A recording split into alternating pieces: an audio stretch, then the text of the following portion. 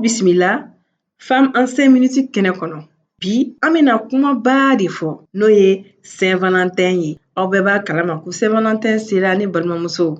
Ayiwa, an bɛna ladilikan caman di ɲɔgɔn ma cogo min na an bɛ se ka ɲina Saint-Valentin kɛ hɛrɛ kɔnɔ. I kɛra furula o, i ma kɛ furula o. I bɛ kanu na walima i tɛ kanu la, walima i ni teri damaw yɛrɛ ni ɲɔgɔn cɛ. Saint-Valentin bɛ se ka kɛ to min na don kɛrɛnkɛrɛnnen ye ani nisɔndiya donba ye. Ladilikan fɔlɔ ye min ye? Saint-Valentin don, aw si kana sigi gan kɔnɔ ko fo kado de ka d'a ma diyagoya la. Ayi, Saint-Valentin don ni kaduko tɛ ɲɔgɔn ɲɛsira la forcément. Saint-Valentin don ye ŋaniya yira don de ye. Don min na i b'a yira k'a fɔ i bɛ mɔgɔ fɛ. Don min na i b'a yira k'a fɔ i b'i yɛrɛ fɛ. O tuma na mɔgɔ kan ka wagati ta nin don in kɛrɛnkɛrɛnnenya la ka fɛn k'i ye, fɛn min b'i yɛrɛ la nisɔndiya.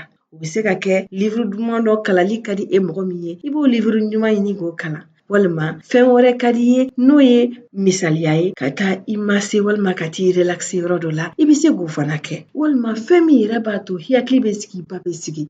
I bɛ se k'o kɛ nin don kɛrɛnkɛrɛnneyalen na. Ladilikan filanan ye min ye? N'a sɔrɔla i ni mɔgɔ bɛ ɲɔgɔn fɛ kanu na, o kɛra furu kɔnɔna ye, o kɛra kanu jalan ye o. Saint-Valentin tɛ don ye k'a fɔ ko fo kɛrɛnkɛrɛnnenya la fɛn ba ka kɛ ye, fɛn min da ka gɛlɛn.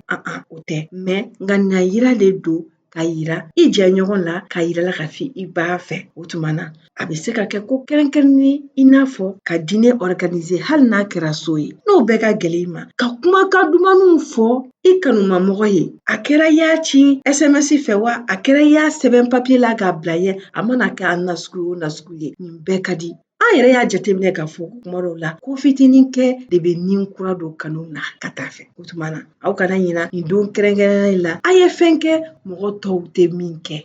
Différence kɛli kuma dɔw la o de bɛ kow ja ka taa fɛ. Ladilikan sabanan ye min ye?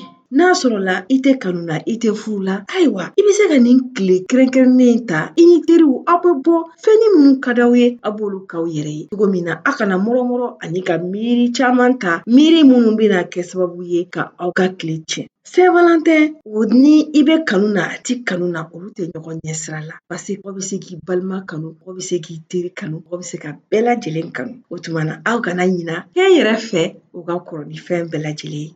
Ne balimamuso, an hakili la a ye misaliya caman sɔrɔ ɲina Saint-Valentin bɛ se ka ja cogo min na. Aw kana ɲina. Ayiwa ne balimamuso, n'aw sera k'a to commentaire la aw ka Saint-Valentin kɛra cogo min na salon, o tun bɛ diya an ye kosɛbɛ. A k'an bɛn a ɲɔgɔn wɛrɛ ma.